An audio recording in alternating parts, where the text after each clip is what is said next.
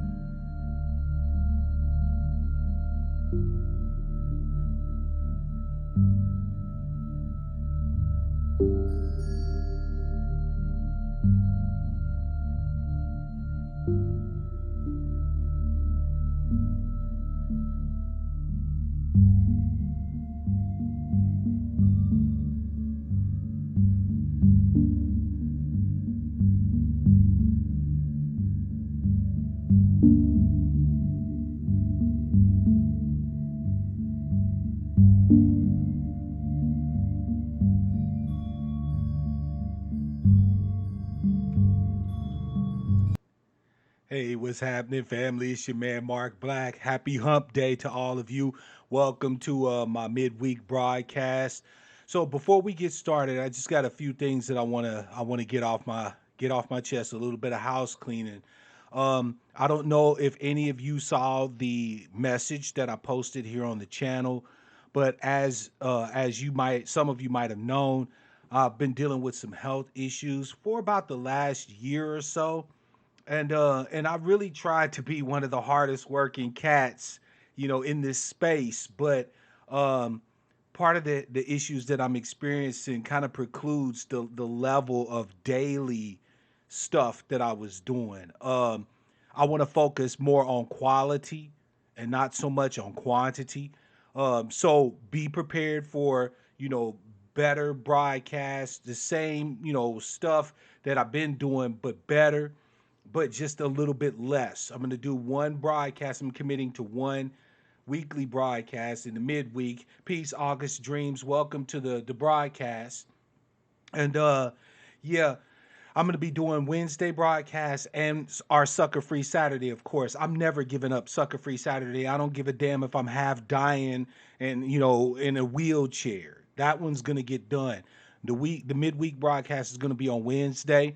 And so I appreciate you guys' understanding, because I know that a lot of you enjoy the content that I bring to the channel. Peace, show enough. Welcome to the broadcast, brother. Glad to have you.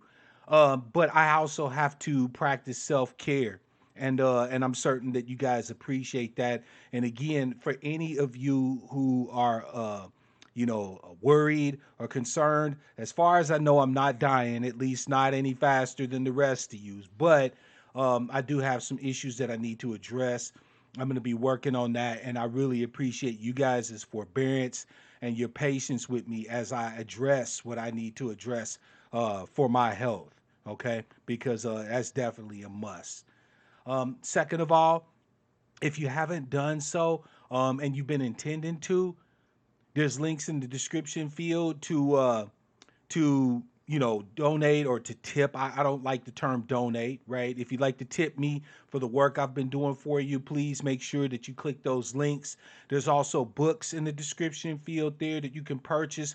Those links that you purchase the books through Amazon will also help to support my channel. Also, as Darker Visions mentioned, I do have merchandise available. He just received his shirt, and I would like for you guys to consider, gearing up as Angry Black Sheep. Represent, right? So that way you can get an opportunity to support the channel and also have some really nice tangibles that you can wear and show off to your friends, family, people, and and so on and so forth, right? All of it's beneficial and all of it's appreciated. Now, the broadcast today, as I told you guys, be prepared for a good one because the broadcast today is all about you. Not me, you. First of all, there's a custom on YouTube that I did not participate in when the occasion happened. But as you all well know, we now number over 1,000 angry black sheep. That includes you. And I have thanked you profusely and continue to do so. That's right, Show Enough. Show Enough's got his cup and he's planning to get his shirt. And I do appreciate the support and the love and the patience with me. Um, but the custom when you hit a certain milestone as a YouTuber is to do a question and answer session. Okay. So, what I have done today is I'm making the Discord open, right? There's a link in the description field. You just click that link. You can use Discord either on your desktop, your tablet, if you have Android or iPad, or your phone, right? You can come on and ask your question or have a discussion with me live on the broadcast, or I'm answering your questions here in the chat. And again, all topics are open. Everything is open. Now, I do want to ask a question of my own, okay? Because there's something that I've noticed recently, and I'm not going to ascribe it to anything in particular, but just something that I've noticed.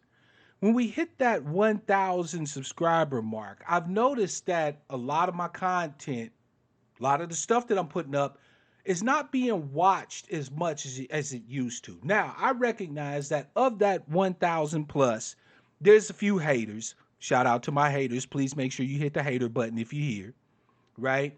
And so on and so forth. However, I don't think it's unreasonable to expect, especially in point of fact that I keep the broadcast fairly short these days, that you can devote an hour or so to watching my content, right? Now, again, I'm not ascribing any ill motives or any ill will to anybody, so don't feel like you're being shit on right now. But the reason why I'm bringing this up is because I want to ask you all, what would you like to see as far as content goes? I know that with my ADOS advocacy, that there's a tendency for people to see me as sort of a one trick pony, right? As if I don't have other topics that I can discuss, other things that I'm interested in, and so on and so forth. I am always going to be a pro ADOS channel. This content here primarily is going to be speaking to ADOS people about ADOS subjects and topics. However, I am a well-rounded brother. I'm studious. I'm a geek. I like science. I like gaming. I like entertainment. Hell, I'm a huge Game of Thrones fan. Some of you know that I'm a huge fan of Firefly, so I do watch TV and stuff like that, right? I'm not saying that I want to be one of these, penny ante ass YouTubers who never talk about anything of substance. However, I'm coming to the realization that this thing, if it's going to work, if it's going to grow, if we're going to become a big, large herd of angry black sheep, I have to understand what it is that you want to hear. What is it that you're needing to hear from me? What kind of content are you interested in me addressing? What topics would you like?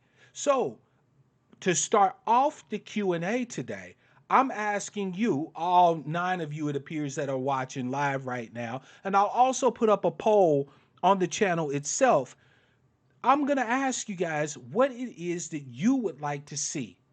And more importantly, not just what it is you would like to see, but how would you like to see it, right? I've had some people express that my videos are too long.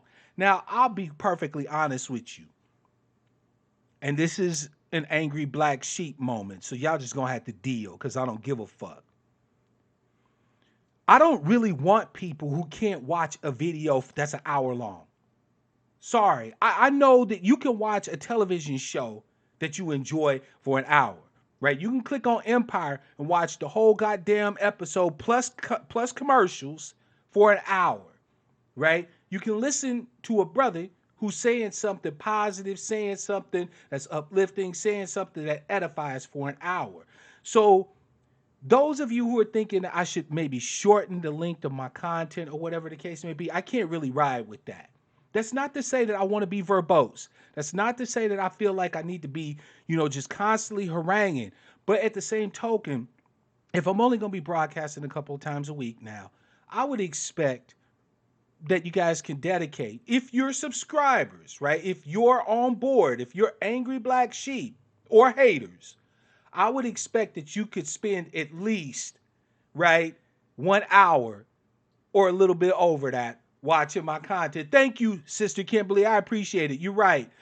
Self-care is definitely necessary. There's no way that we can sustain our advocacy or our lives really without self-care. So that's a must-have.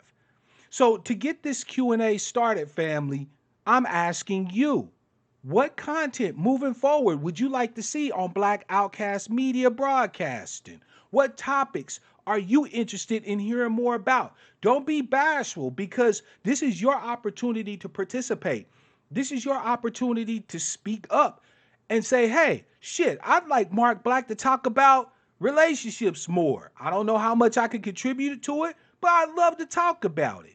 Or, you know what I'm saying? I'd like Mark Black to talk more about maybe financial stuff when it comes to like ADOS people. Like, I have videos on my old channel talking about how to acquire a land base. I've talked about how to utilize different legal structures to help you to come up as best we're able as ADOS people, right? If you're interested in more of that stuff. Darker Vision said, I've sat through BGS live streams of 4-hour DVD or D7D game streams. I can hang for an hour. Local politics would be excellent. You know what? So go to Jaguar. Let me address that, right? Local politics is tough. And the only reason why it's tough for me is because here in Washington State, local politics is basically a microcosm of national politics. So Golden Jaguar and I live in the same area. We live here in Seattle, right? In the Seattle area, the greater Seattle area in Western Washington. This is like the bastion or the home of liberal pale people or liberal white folks, right? So up here, you're going to see liberalism, especially as it's applied to white folks, play out up here. And you're right, Golden Jaguar, I can talk more about local politics.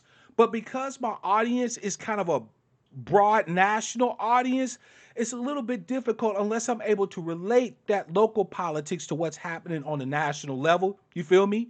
But you and I can get together and we can discuss what's happening locally. Like, I know you're on the Discord, so please make sure that you hit me up anytime you want to have a meet and greet, get together, sit down, right? I've been trying to make that happen with you for a minute. Show Enough said maybe current news topics that has to do with ADOS in any way, like this story: Trump and the Democrats agree to pursue $2 trillion infrastructure plan. Yep. Okay, sure enough, that's a great topic. As a matter of fact, there is one thing that I would like to do more of is discuss current events and how they're relating to ADOS people, right? You know what I'm saying? Like, I do mention very broadly a lot of topics, but I would like to get more in depth. So Show Enough is saying more current news topics. Gotcha. Right? Something on the order of like, well, not to, try to steal his thunder or anything like that, but like a advice show with the sort of current news type of thing as relates to ADOS, um, and things like that. Am I on the same page with you? Show enough. You let me know. By the way, shout out Zulu. Welcome to the broadcast. You got it, show enough. We can definitely do something like that. As a matter of fact, show enough, let me ask you this. I'm willing to do like mini broadcasts discussing news topics like that if they're just uploaded, right? No live interaction, right? No chat where you got to show up and stuff like that. Would you still watch it, right? In other words, if we're not having that back and forth, okay, cool. So, family, I would assume that you guys probably agree with Show Enough that if I was to just throw up a video, off, not off the cuff, of course, because I do my research, but kind of on the fly, that doesn't require you to participate like in the chat or anything like that. Just a brief, maybe 10, 15-minute video discussing a news topic. You would watch that type of content? Because if so, that's definitely easy enough to do. And sure enough, I'll make sure to honor that. And I appreciate the feedback on that. I really do. August said, something similar. News items. Got it. Okay. So in other words, you guys are wanting more news. Got it. Okay. Sure enough. I can definitely do that. August, I could definitely do that. Because believe it or not, there's a lot of different news topics that I see running across like my social media feeds. I also follow the news and things like that. I could definitely do quick recordings discussing my take on what's happening. That's a great idea, and I appreciate that. Now, does anybody, by the way, OHBT said ADOS Tangible 2020 movement will be the biggest black movement by far by election time. I think it might already be. I would agree. I would definitely agree. Absolutely. Now, Darker Vision said, I think any topic would be filtered through an ADOS lens. I'm glad you have that confidence in me. And so, could I talk more about entertainment and discuss the lack of ADOS actors? I definitely can. I definitely can.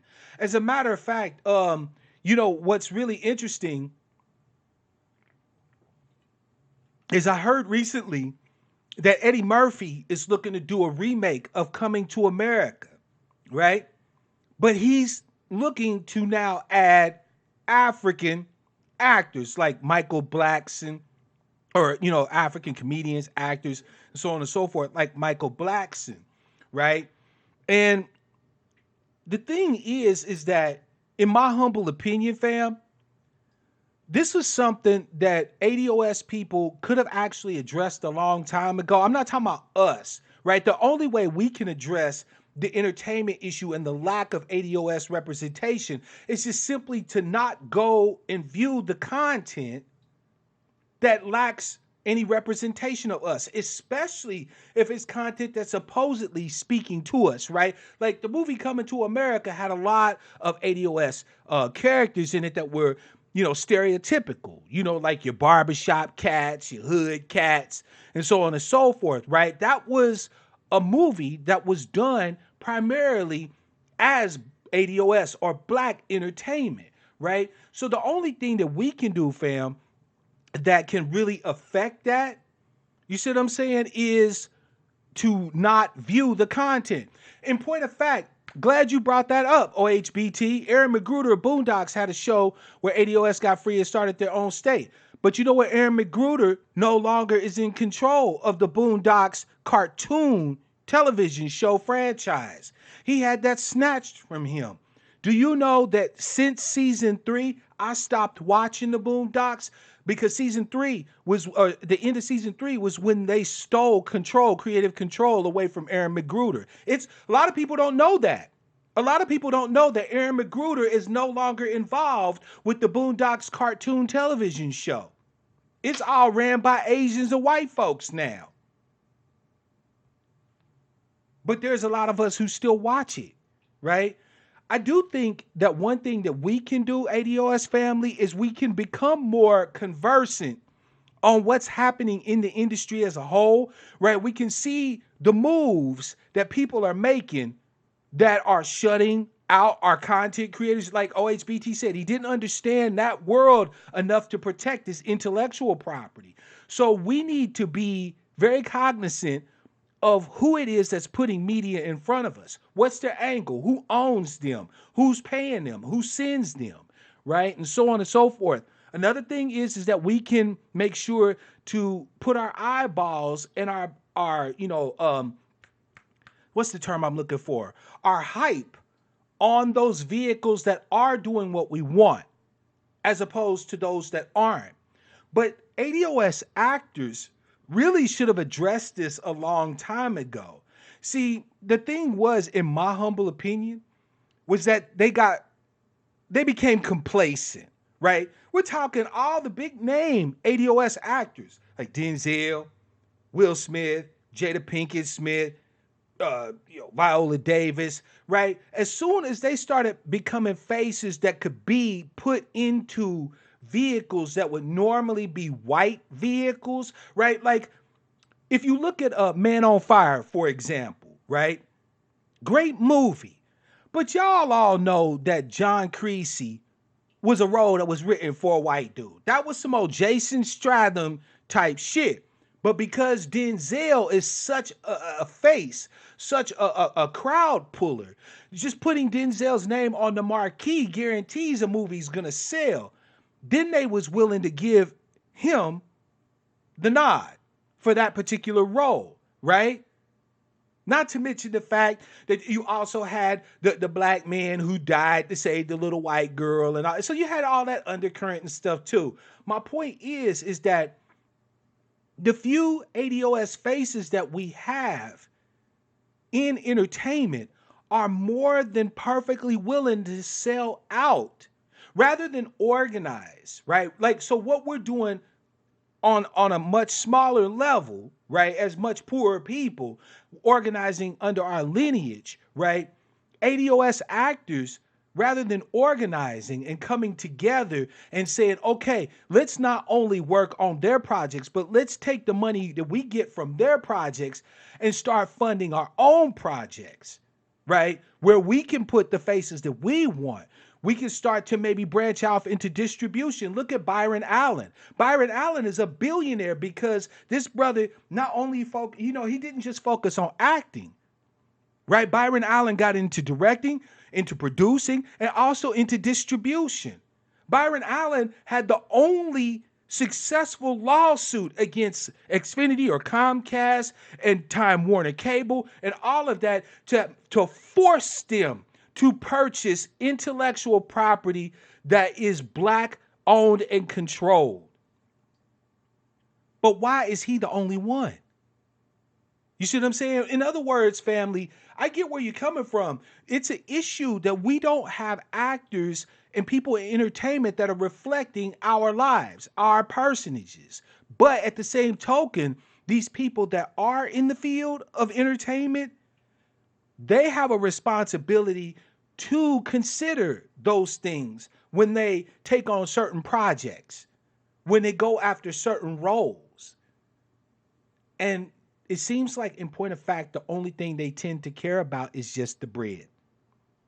So I hope that brief, and again, we could definitely go into it in more detail at other times in more, news articles and things like that. But I hope that gives you a brief idea that I do understand what's happening in entertainment, through an ADOS lens. Because if you can, and it's not just the acting, you can look across all entertainment. I mean, the rap game is basically gentrified. Even though you have a black face that's doing the rapping, everything behind it is all white. From distribution to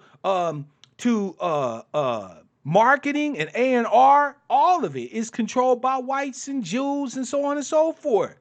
We know this. David is right. David is right. I do believe that we live too vicariously through celebrity, right? But if you think about it, David, how much of that is our fault, right? It's a common American trait to sort of live through your favorite celebrities. Okay, so I'm a sports fan. Go Chiefs, right? So when I talk about the Chiefs, it's funny. I find myself often mentioning my team. I say, we just drafted this person and we just drafted that person and so on and so forth, right? We tend to identify with our winners in our lives, with the celebrities and the sports stars and our favorite teams and so on and so forth. I don't think that in and of itself is a problem. The only issue I have is the issue that Tone mentions often is that unlike other celebrities of other ethnic groups, our celebrities, our stars, our sports stars, our entertainers, and so on and so forth, is used to mask the reality of ADOS existence in this country. The decadent veil, he calls it, right? And so while I do think that we do live vicariously through our celebrities, through our sports stars, and so on and so forth, I don't think that's necessarily the harmful part. That's just being a normal red blooded American. The harmful part is that our celebrity works against us, unlike celebrity for other ethnic groups.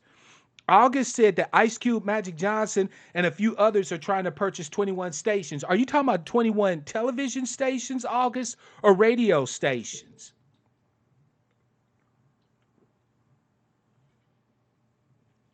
And here's something that I find extremely strange.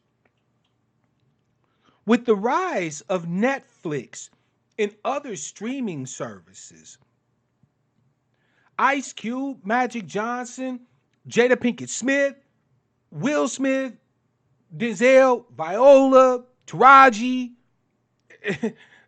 Tyler Perry, you name it. They could all organize and have a service similar to Netflix.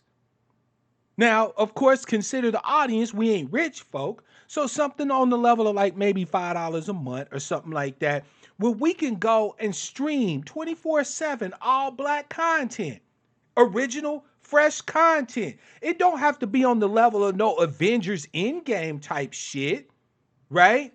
However, wouldn't you love to have a streaming service where you can go and be assured that if you're watching, like, say, a kid's cartoon, that your kids is seeing themselves represented in the cartoon? Or if you're watching a movie, that even if it's relatively low budget, it's a story about you written from people that are you for you? I would pay $5 a month for that and be glad to do it. And by doing something like that, they would bypass the whole complete, they would bypass the Hollywood distribution and all of that. They would bypass all of that, right? You had rappers and stuff like that, like Jay-Z try to do streaming services like Tidal and all of this and that. But why isn't it a group of rappers getting together and just putting together a streaming service where they say, we dropping a new album. All you have to do to get the new album is be subscribed to our streaming service and you get the music for free. You see what I'm saying, family? Like, there's parts of this we can discuss and we should. But understand, there's a lot of stuff that your celebrities, your entertainers could be doing that they aren't doing, that makes it difficult for us to put forth any advocacy that's really helpful to them, right? Like, basically, they're slitting their own throats and then asking us to come and hold a band-aid up there. Like, stop cutting your motherfucking throat, right? The whole advent of the internet and broadband expansion into every area of the world allows for you to create original. Look, I'll give you a case in point, family. This is how fucking easy it is to get started as an independent filmmaker. Easy as fuck. All right. You can get a solid 4K recording camera. I'm talking about solid, meaning that it will do everything you need for about $2,000. All right. Now, because you're probably going to be filming at multiple angles, let's say that you budget for three of those. Okay. So three $2,000 cameras, right? And this is in 4K. the latest resolution, okay? You need a good computer that allows you to do video editing and stuff like that. I built one. My current computer that I broadcast to you on has a top end AMD processor with 8 cores. I have 32 gigs of RAM in this thing, right? I use what's called like a solid state drive for fast read write speeds. So I'm able to render out videos and things like that at a really high bit rate really quickly. So another 1,300 for a computer. So you at $7,300 right now. You want a good mic setup, okay? So check this out. There's a recording device. I actually have one. Hold on just a second, fam.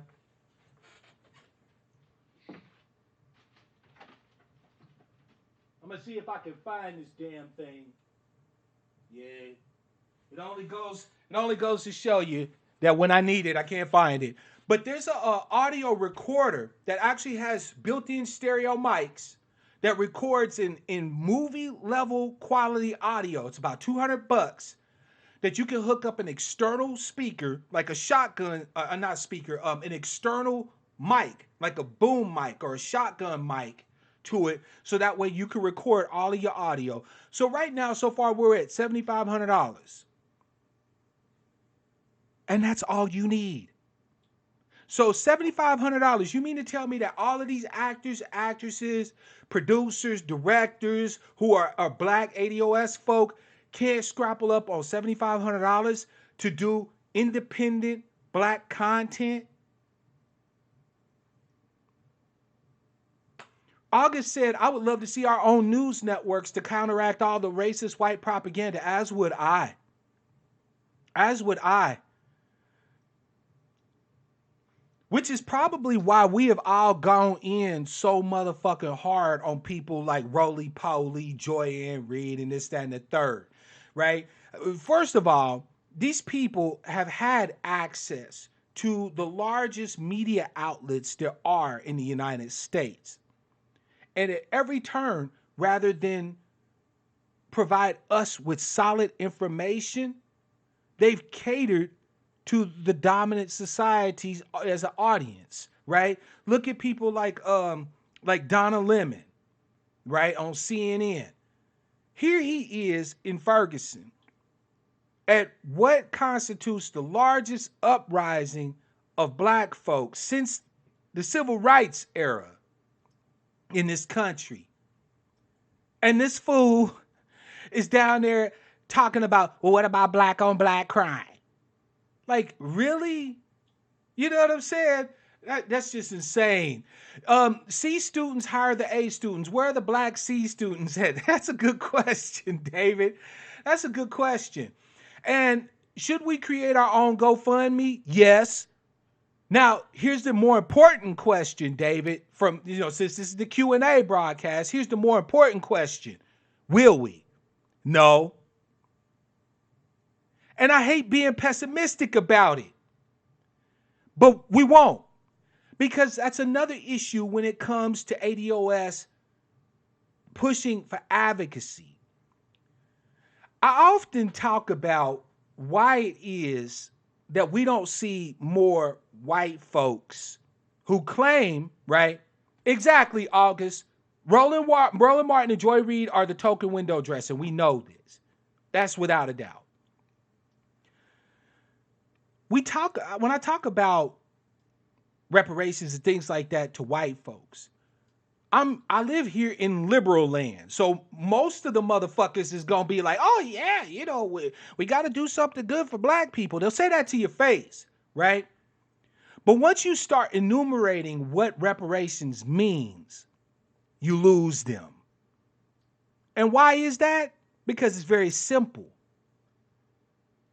They don't have any problem with the so-called fix as long as they don't have to lose anything. So long as they don't have to give up anything.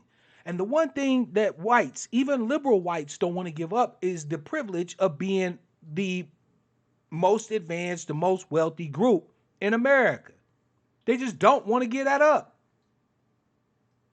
Well, it's the same with black folk and funding. Yep, I fucking said it. Black folk can get on board. ADOS people can get on board so many great ideas. And we do. We are positive advocates, family. This is not a slight on our effort, our work effort. The problem comes down to, though, when they have to give up something, right? If you say to black folk, we can be liberated tomorrow from 400 years of injustice that we've had to face in the confines of Fortress America, black folk are on board. And you can talk with the soaring cadences, and you can say, you could tell our story, and you could have the whole audience in tears. And then when you finish, you can say, now we put together a GoFundMe or a funding source, and we're just asking everybody to contribute $5 a month. You just lost 90% of that crowd. This is not bullshit. This is not bullshit. This is fact. We have some issues, ADOS folk, with trusting other ADOS folk to handle money. That's, David, we talked about fear last week, remember? That's a fear that a lot of us share, that we will create something, but nobody will show up to support it. Now, is that fear true? No. But is it valid? Yes, it is. And so any person who wants to advocate has to fight the demon of that fear, has to fight that spirit of fear that tells them nobody will show up, nobody will offer support, nobody will put 5 on it. Because it's a valid concern. How many times have we seen people? Okay, I'll give you a case in point. Just a personal aside. If you guys don't mind, I'd like to take a little personal aside, right? A few years ago, I started an organization to develop a legal assistance fund for ADOS folk, for black folk, right? So those of us who found ourselves in the clutches of the criminal justice system, rather than having to depend on a public defender, a PD, right, would have access to a fund that would be able to help get an actual attorney, right? One that would work on your behalf, right? It was called the Black Legal Assistance Collective, or BLACK for short, as an acronym, because I love my acronyms, right? I incorporated it right here in Washington State. You can look it up on the Secretary of State's website right now. I incorporated it as a nonprofit registered 501c3 corporation, an LLC. I paid that money. I filed the articles of incorporation, the whole 9 yards. I paid for website hosting, had a friend of mine, shout out to Sister Jazz, who helped manage the website, who helped with the graphics and all of that. And I had everything ready. And all people had to do was just simply put 5 on it. That organization is defunct. I didn't even get enough contributions from people to be able to renew the charter of the corporation the next year. I broadcasted it on every platform I could go on. I blasted it all over YouTube, all over Facebook, all over Twitter, as best I was able, and encouraged other people to do the same. We've had very well-known YouTubers like Professor Black Truth say that we need some sort of legal fund or a legal assistance fund for black folk when they find themselves in trouble with the law. I would think that this would not be a controversial or an unknown topic, an unknown thing that people didn't want to address. I was wrong. I don't know if it was because of me, right? Maybe it's like, I don't know, you like that. Well, I want to give you $5. You know what I'm saying? Peace, Double C. Welcome to the broadcast. You just saw the Avengers. Was it dope? Tell us about it. I mean, no spoilers, of course, in case those people haven't seen it. I'm not going to go see it, but I'm going to wait till it comes out like a Netflix or some shit.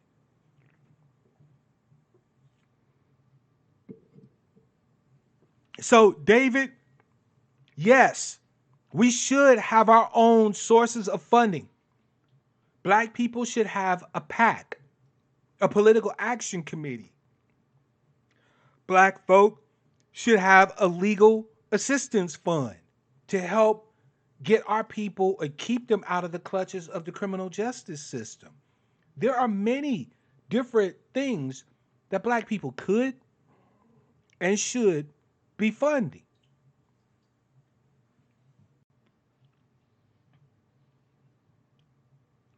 David said maybe a whisper campaign would have worked better. We have many enemies. Bruh, there's nothing our enemies can do to stop us if we want to collect funding for legal assistance for people. I'm a trained paralegal. I made sure that that organization Black was legit from top to bottom. I registered as a nonprofit here in Washington State, qualified under 501c of the IRS code.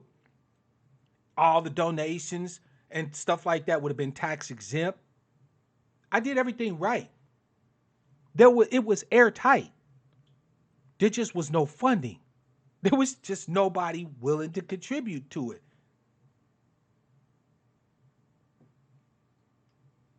So take from that what you will, David. I understand your fear, right? I think it's a valid fear. I don't think it's true in every case, but I do think that it's a valid concern that when we family, believe it or not, I lose people just by asking you to give me like $2 for talking to you. You know what I'm saying? Like I get people who say, nope, I ain't contributing shit to that nigga. I'm not bullshitting. I've actually had people tell me. Now you notice I only mention support your interests, it be appreciated, and provide you the options. And I usually do it right at the beginning and right at the end. I don't usually mention it at all during a broadcast. I've got emails from people who tell me that I beg my audience too much. No bullshit. There are some black folk we lose the moment we start talking about putting five on it. The moment we actually start talking about putting some skin in the game, they just disappear.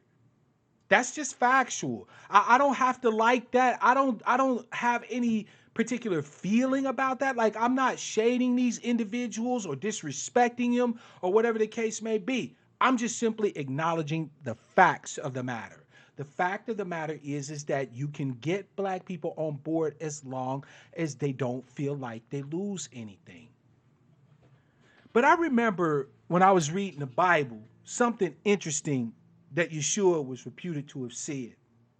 He said, to him who has much, more will be given. But to him who has little, even the little he has will be taken away. Now, of course, you could take that figuratively, and I think you should, right? You're allegorically. But that also kind of works too on a really literal level. Sometimes, ADOS family, we hamstring ourselves because we're trying to husband what little we have so closely that we don't utilize what little we have. Well, I'm supporting my interests, and you won't lose the sub. Thank you, brother. I appreciate that, man. I really do. I really do. Shout out to KTADOS, by the way. Welcome to the broadcast. Hey, love you too. Thank you so much for showing up. David, you know what? I won't lie. I would be absolutely honored, humbled, and floored to even be considered such in Louisville in October. I have not. Now, let me be clear. I have not been approached by either Yvette or Tone or anybody involved, Dr. Cosby or anybody else to be a part of that other than what I had already planned on doing, which is I plan on coming there, getting some footage, putting my mics in front of people, right? Getting some information I can bring to the people who didn't go, right? That's my thing. That's what I plan on doing in Louisville in October. right? But yeah, I would be absolutely honored and floored, right? So yeah, that would be amazing to me. Pass the plate. Thank you, thank you, thank you to the elder brother BGS, man. I appreciate the love, I really do, and thank you. But yeah, David. By the way, I hope that that kind of addressed what you were asking about. I mean, yes, your question is absolutely appropriate and valid. Yes, we should have sources of funding for so many things. The more important question, though, will be: will we? Is there people? You know what, August? I used to actually use that same thing. Now, I'm not saying you're being disingenuous here, so I want you to understand. August said there isn't any problem with dropping $700 on a pair of the latest designer sneakers. You're right. What this means to me, August, is simply this: how well have we communicated the benefit of supporting us? Right? Like, if you think about this, black people suffer strongly from once bitten, twice shy, right? How many organizations do we have out there that claim to speak for us? NAACP, anybody? Urban League, anybody? In Cobra, hello? Is this thing on? Right? All these organizations that claim to speak for us, that claim to be advocating for us, that claim to be in our interests. However, when we look at how they're moving and what places and what spaces that they're moving, almost everything they do is antithetical to our interests. The NAACP has been an organization that black people have supported from its inception. The same with the Urban League. Now look at them.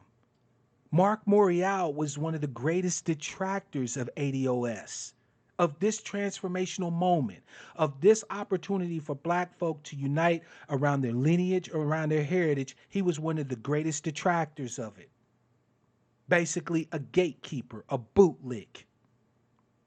The NAACP is fucking traded on the goddamn stock exchange. So your civil rights is now up for sale.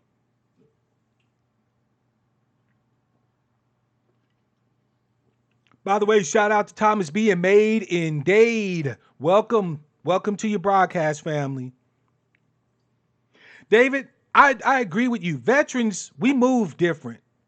We think strategically. That's what you're taught as a soldier or as a sailor or as an airman or a Marine, right? So we definitely need to have more veteran ADOS brothers and sisters, bros and sisters in arms to get together and start like organizing some shit.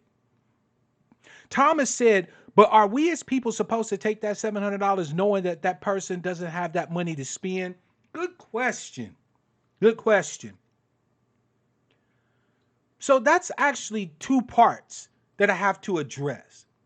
The first part is, should we accept that $700 from them, right? The second part is understanding they don't have that money to spend, okay? So I hope that I address both of those. To answer your first part, yes. Yes, we should. And I'll tell you why. We as black folk have been told a lot of the time that if you are going to do anything that is beneficial to the people, you had damn well better not benefit yourself in any way. Yeah, I said it. Yeah, I said it. As somebody who claims to stand for the people, The stereotype amongst my people is that I should be broke, desperate, and completely dependent upon the people for even my daily existence. Do you know how many advocates and leaders that we've had that's died broke? And it ain't simply because we're broke. I mean, yeah, as a collective, we are broke and getting broker. But if you look at other ethnic groups all over the world, I'll give you a case in point. The Irish in Ireland, right? Ire, the little islands right across the way from, Wales, Scotland, Britain, Ireland. Under the British occupation of Ireland, them was some poor motherfuckers. But those same poor motherfuckers got together enough bread and resources to be able to put up a person that became known as one of their greatest statesmen, Gerry Adams of the Sinn Féin party. Gerry Adams still has power in the UK. He still has power moves that he's able to make. Because even though they as a collective were broken, were poor, they took what little that they had and they put it behind somebody who could deliver force. Gerry Adams, by the way, family, this also ties into the broadcast that I did for Sucker Free Saturday about radicalism. Because Gerry Adams under Sinn Féin was able to go to the Brits in the UK and say, you can either negotiate with me and we could do this politically, or you can continue to face the IRA and deal with it militarily. Gerry Adams ain't gonna die broke. Now, this is not saying that Gerry Adams should be, filthy, stinking rich off the people. But damn it, he shouldn't have been starving. Here's the thing, David. You're right. The tribe of Levi ate only what the other tribes provided for them. I'm going to let you in on a little secret. What do you think all those sacrificial rules and laws were? What do you think those sacrificial rules and laws were? You think that they would just bring that shit to the temple and it would just all go up in smoke? No, we talk about a burnt offering, but if you look at it, what's a burnt offering? That's cooked meat. So that means the tribe of Levi gets the meat. When you bring a grain offering, you have to bring grain and oil. Isn't that strange? Grain and oil are two of the ingredients needed to make bread.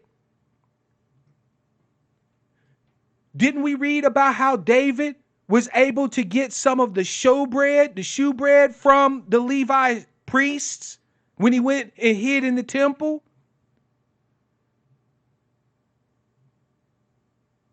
Yeah, the tribe of Levi was able to eat well because the Israelites as a whole supported them. They didn't shit on them and say, damn it, why are y'all sitting up here eating well when I'm struggling? First of all, though, the Israelites had rules in place, like Jubilee, where everybody's debts was wiped away every 50 years or so and shit like that. They actually had a system that was somewhat built around justice. They also had slavery, too. So you take from that what you will. Thomas B. said, pastors and preachers get criticized for this all the time. There's a reason why. There's a reason why, Thomas, and I'll tell you the reason why. It's not the reason you think. The reason why is because preachers and pastors don't actually do much of anything to benefit the people. Peace, Jeremiah. Welcome to the broadcast. Preachers and pastors these days, look, back in the day, and I'm not talking about that far back in the day, by the way, family. I'm talking about maybe my parents' generation and definitely my grandparents' generation. Okay? Back in the day, At churches, they had what are called mutual aid societies. That's the technical term. Basically, these were like burial societies. These were a way of black folk being able to insure themselves against traumatic losses. Nowadays, you have black folk that have to put up GoFundMe's to bury their dead. Back in the day, that was the role of the church. Back in the day, the church had funds that you could contribute to, and you only had to put in maybe 50 cents every Sunday, or a dollar every Sunday, or whatever the case may be. And so if you had a loss in your family, you wasn't having to sit there and scrape and scratch and sell every damn thing you had just to put your people in the ground and say goodbye. Some churches had funds where people could get together and save up money to be able to get homes to live in. That's a church I don't mind supporting the pastor of. A church I go to where I know if I need a job, I can go to church. If I need food, I can go to church. If I need to bury my dead, I can go to church. If I need to make sure that I got something to hold me over while I look for a new job, I can go to church. God damn it, that's a church whose pastor I will make sure shine. He can sit up there in that nice, gold gilded chair up on the altar, and I will clap and say, "Thank you, brother. Preach." I will support that man or that woman. But just to hear a pastor talking a bunch of platitudes and a bunch of shaming language, blaming black folk for what and who the fuck we are, and then running the plate around and expecting everybody to chip in 100, 200,000. You got pastors now that will go to their people and be like, I'm going to need 100. I'm going to need 100 of y'all to contribute $1,000 today before y'all walk out of this church building. He ain't telling you for what. He ain't saying that with this money, by the way, we're going to purchase. We have a 5-acre area. Okay, so May and Dade, let me share something with you. A lot of people don't know this, but I actually used to have my own church. I got ordained as a minister, and I had my own church. One of the first things I developed as the head of my church was a plan to organize the acquisition of a land base that would then allow me to put up multiple homes and build intentional, what are they called? They're called intentional communities, or ICs. One cool thing about this, by the way, family, is that because the land belongs to the church itself and the homes belong to the members of the church, the land and the houses is completely tax exempt. You don't have to pay local taxes. You don't have to pay federal taxes. You can organize it under 501D, the same legal system, or the same legal laws that cover monastic communities, abbots, abbeys, convents, and so on and so forth. Here's something else you didn't know. In every state, a pastor's home is covered under what's called the parsonage exception, meaning that as a parson, right, a pastor or a minister, your personal domicile is tax exempt. So where are these churches that are building communities? I would have no problem with a pastor driving around in a Cadillac wearing the finest suits if I knew that this pastor at every turn was working to ensure that I was living better and better and better. Somebody like Dr. Kevin Cosby at Simmons College. That brother runs an entire college that offers low cost and sometimes free scholarships to qualified ADOS students. And guess what? He doesn't even take a fucking salary. That's a pastor I can support. So you see, the problem isn't that we're dissing pastors and preachers for asking to be supported. We're dissing them because we're supporting them motherfuckers and they're not doing anything to support us. David, pastors don't have representation because so with the separation of church and state, pastors are not allowed to make political proclamations on shit.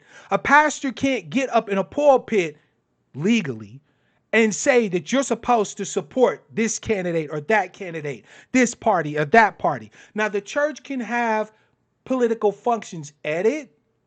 Like they can invite a candidate to come visit the church and they can have like a little Q&A or something like that, right? No doubt. But open advocacy of any political thing is anathema. It's verboten in a church. So you're right.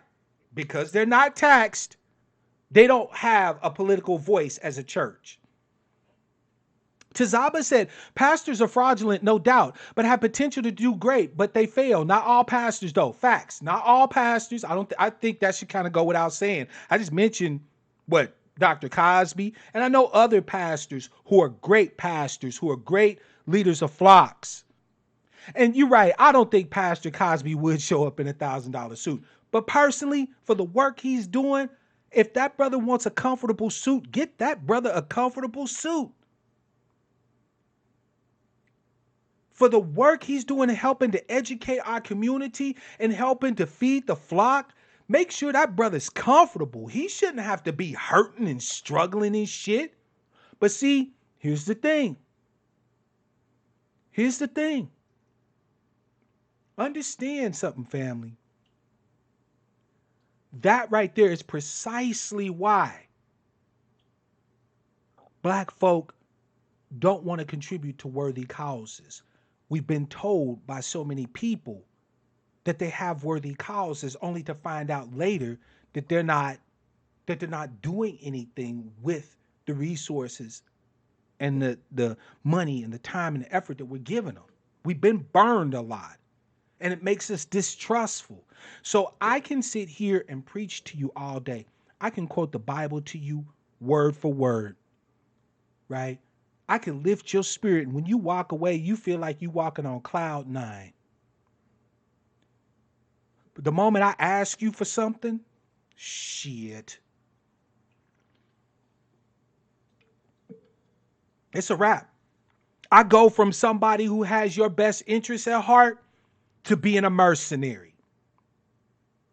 And all I did differently was provide you the same, everything I always provide you, but then asked you for support. Oh my God, I'm somebody ought to shoot this nigga. Yeah, Dade, my mother wanted me to be a minister.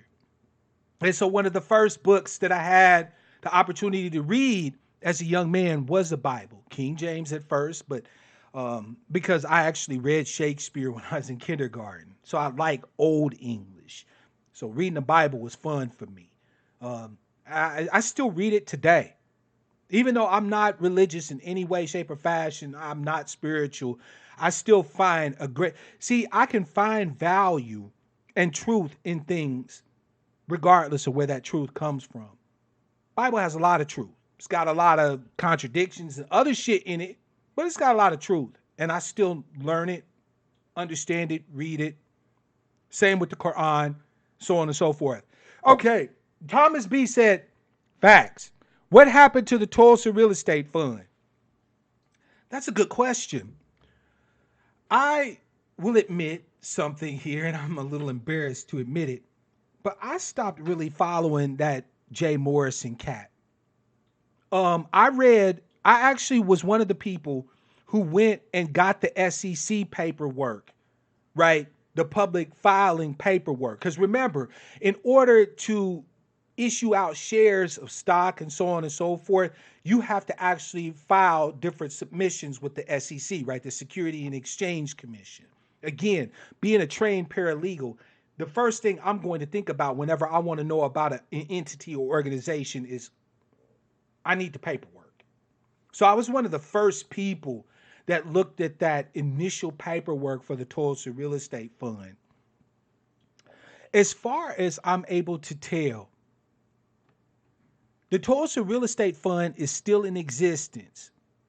But as far as distribution of funds to anybody, I haven't heard about any of that happening.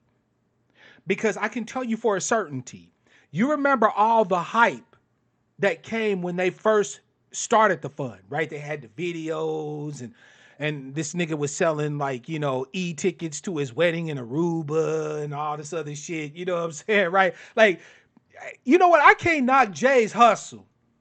My mother always told me, you see a fool bump their head.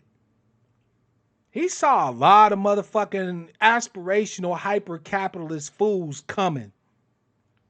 A fool and their money is soon parted.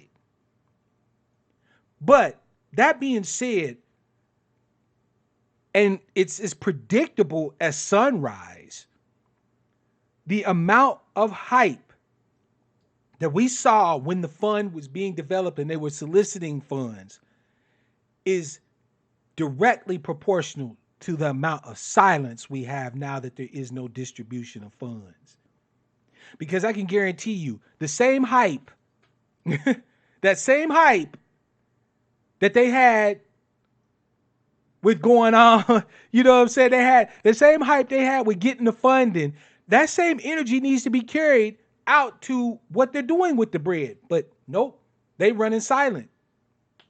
Yeah, you're right, Thomas P. I mean, shit. Between Jay Morrison, that nigga Polite, and a whole bunch of other ones, this is why I say, family, that we need to understand the psychology of marketing better. But we need to understand psychology in general, overall, better, right? I'm not just talking about just in specific areas. Like, I think psychological education should be a part of ADOS education from the time that we're like knee high to a duck. We need to understand how we think, how we know what we know, like, epistemology. We need to understand logic. We need to understand marketing and the psychology of marketing. We need to understand so much shit because this would help us to avoid some of the most egregious. And I'll be honest with you, fam. I'm not trying to throw shade. Okay, fuck it. Yes, I am. By the way, shout out to Frida Green and Sister Shar. Love you, sister. Welcome to the broadcast. Fuck it. I am trying to throw some shade. Look, family, how hard is it to ask you to just exercise a tiny bit of due diligence when it comes to your own self-interest? One of the first things my mother's taught me, my mother's taught me, because I have multiple mothers. No, they're not gay, right? I just have multiple women I call mama, right? I was lucky like that. So my mamas taught me that self-preservation is the first law of nature, right? You have to take care of yourself, which means that you have to be discerning. You have to be patient and you have to be discerning. You have to be willing to look at everything before you pull the trigger. Family, explain to me how anybody could hear Polite talk about correcting your status and think that that was in any way legitimate. I'm still trying to figure that out, right? Just a brief perusal of some of the material, some of the videos that Polite did, and so on and so forth, would quickly tell you that this was tied directly to that same sovereign citizen bullshit that was pushed by the patriot movements and, the militiamen and all that shit from like the 1980s. The exact same paper shuffling, illegal as hell, government don't give a fuck bullshit. But you got Black folk that are paying $3,000, $4,000, $7,000, $10,000, $15,000 to correct their status, as if you're going to file some paperwork with the local sheriff's department or the county court, with the county clerk in your county. And that is going to remove your burden or the stain or the taint or the reality of ADOSness from you. As if that was the path. White folks said to themselves, okay, we got them right where we want them. But we're going to leave this little legal loophole over here that's really obscure that one out of maybe a million is going to figure out, and that's going to make them free from having to deal with blackness. Like I said, a little bit of discernment. I'm not asking you to become like a logician or, a philosopher or, a psychologist or anything like that. I'm just asking you to just use a bit of goddamn. Thomas, you're right. I can't. I fucking can't. There's so many bullshit ass scams out there. And it seems like that we don't understand the use of marketing. We don't understand the use of jargon, the use of glittering generalities, right? You got to read like Edward Bernays' work. You have to understand the psychology of marketing. As it stands, family, I truly sometimes believe that given the right marketing push, they could sell us our own fucking demise and we buy it. Because we don't look past the language. We don't look past the words. We assume we understand the semantical value and not any specialist or technical values of words. When I say values, I mean the meanings of words. And we just accept shit as face value. No real due diligence, no self-protection, just, ooh, man, I'm telling you, I got in on this Bitcoin thing. I know it was like 30,000. I bought 3 of them, right? But the shit just gonna keep shooting up. The time to get in on Bitcoin was before we all knew that it was time to get in on Bitcoin. By the time they was telling everybody to get in on Bitcoin, it was already topping out. So you know who made hella money on Bitcoin? All those people that developed this shit and bought into it hella early and sold out at the top. For all the suckers who was listening to motherfuckers like Boyce Watkins saying, cryptocurrency is the way to go. You need to get your Bitcoins. This nigga's a finance PhD. The fuck does he know about Bitcoin? What does... Family, see, basic questions. What does Boyce Watkins, PhD in finance, understand about cryptocurrency and blockchain technology? I'll wait. That he is not dependent upon somebody else to tell him. Yet, how many brothers and sisters who, through their aspiration and an unwillingness to really look at the details of this shit, to actually invest the time and energy it would take to understand what cryptocurrency is, what blockchain technology is, and all of that, just simply threw thousands of dollars at this shit, only to watch it go up in smoke. You're right. Yeah, what's up? Said appearance versus substance. I choose substance, but quite a few people will choose appearance. Since you phrased that in the form of a question. Because this is the Q&A, right? Thank you for the question. Yeah, what's up? I choose substance. I choose reality over the appearance of reality. I don't need illusions. I love to be disillusioned. I love when people come and say, oh, no, Brother Black, let me school you. What you thinking is ain't. This is what is. Oh, really? Thank you for that, brother and sister. I love my illusions being stripped away. Zaza Ali. Okay, so I'm glad you brought it up. You know what? It's funny. Y'all are bringing up shit that I wanted to talk about that I just never did because I didn't think me talking about it was something that anybody gave a fuck about. But August, here's a good opportunity for me to address it. I don't think Zaza Ali scammed anybody. I can tell you what happened to Zaza Ali. I can tell you exactly what happened to Zaza Ali. I'm not making this up. You could actually ask her. If she was honest, she would tell you. Zaza Ali committed one of the biggest red flag faux pas that any business does. She tried to use incoming capital to fund current expenses. Let me explain. So she was selling these retreats for what, $2K a pop? Okay. And she had 50 slots, meaning that if she got all the funding from those 50 people, right, that would work out to what, 100K? Right? Because 2,000 times 50. Wait, 2,000.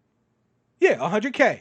Glad my math ain't off, right? So 100K gross, right? This is gross revenues if she sold all 50 spots. Now, she promised that 2,000 would cover lodging, meals, time with her to do their meditations and, get their yoginis in place and all this and that and the third, and a little free gift for showing up. All right. Now, Zaza has to go and block off a block of 50 rooms. And I remember she was advertising that this was a 4-star hotel in Sedona. For any of you who don't know anything about Sedona, Arizona is the woo-woo white liberal Becky nut job, astrological,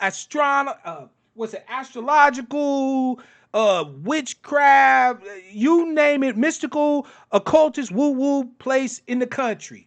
And on top of that, it's high end. You're not going to spend anything in Sedona that ain't gonna cost you some real bread, because the people that go to Sedona, these liberal Beckys who go there to remember their spirit, got bread. And so if you there, you're gonna go into shops where they selling crystals to help you with healing that cost $1,000. They gonna sell you essential oils that help, center your chakras for $50 a bottle. Why? Because them bitches got it. So she had to reserve a block of 50 rooms at a 4-star joint in Sedona. And in order to do that and to hold those rooms, she had to lay down a substantial deposit. So far, family, we have not run into a problem. Except Zaza didn't have the money for the deposit. Zaza was using the people's purchases of the trips that was coming in to try to cover the expenses of the event. Now, here's the thing. Had there been complete participation, right? In other words, all 50 slots sold out, all 50 people committed to showing up, nobody asked for any refunds, and no fuckery or issues with the hotel, because sometimes that shit happens. I know, I used to work in a reservations department. I watched conventions come in and block off entire sections of hotels, costing, anywhere from 50 to 100,000 for a block of rooms for 5 days or whatever the case may be. Shit's insane. So assuming everything's in place, Zaza comes out ahead. She probably would have paid somewhere in the neighborhood of about, 40 or so thousand for the rooms in that hotel that she was talking about. I did some figures on it. And it was like, I looked at the hotels in the area. She would have paid about 47,000 or so for the rooms. Okay. Now, remember, she grossed 100,000. That's assuming full participation, no refunds, so on and so forth. She got 100K liquid. 47 of which is going to go to the rooms. Now, catering for her event over those few days or whatever would have been actually fairly reasonable. You could have got a caterer to do 3 meals over like 3 days for about $5,000, if that, right? And I'm talking about top quality eats, okay? Healthy, vegan, salad and woo woo shit. Fine, about 5 grand, and that would have been feast worthy, okay? So we're at what, 52,000? Okay. She hired a bus that was supposed to be able to take the people around to the desert and various places and shit like that. That would have probably been what, another few $100 for the multi-day rental for the bus. Okay. So she could have cleared somewhere in the neighborhood, depending on extemporaneous incidental expenses and shit like that. Oh, and her gift packages probably was like $100 for each gift package. So we're looking at another what, 5,000 for the gift package, right? The little gift bags that everybody got at the end of the event. So she could have cleared somewhere in the neighborhood of about 25,000 to 30, about 25 to 30,000, assuming that everything went well. The problem was is that when the hotel started shifting shit around and started like changing the amounts, they're saying, "Oh, you're having people cancel. Well, we need to raise the rates of the room." She had to come up out her pocket for that money, right? She had to come up out her pocket for the enhanced or the raised deposit for those rooms that she was reserving. But she didn't have the capital from jump. She was dependent on the capital from people purchasing the packages to pay for everything. So when that money was coming in, it was having to go out. Now you got people talking about, well, I want a refund, I don't want to participate. Well, you ain't got the money to now refund them because you've spent that money already. You put it on deposits for this, deposits for that. You paid for the gift bags. So Zaza wasn't scamming nobody. Well, no more than thinking, sitting in the desert and aligning your chakras and anything is useful. But whatevs, right? We Americans, you feel free to purchase woo-woo shit. Purchase it. I don't care, right? She wasn't scamming anybody. She was undercapitalized. She was dependent on the money coming in from the people to pay for everything. And so when that money stopped coming in, and on top of that, people started requesting refunds, she got caught short. Why do you think she did that video where she said, I had to come up out my pocket like so much money of my own to pay these people back? Because that money had already gone to the hotel and to other expenses that she had to pay for. She was under cap. That's all it was, family. Yeah, a lot of people played that up to be some sort of scam bullshit. No, she just didn't have no money. And that's business 101. You don't go. Now, see, if Zaza even had a cash cushion of $10,000, just 10 grand in her pocket of her own money, that would have allowed her to issue refunds to up to 5 women without even batting an eye. And all of this talk of her scamming wouldn't even have been an issue. But she was undercapitalized. She did not have the bread. She was trying to make money without any money.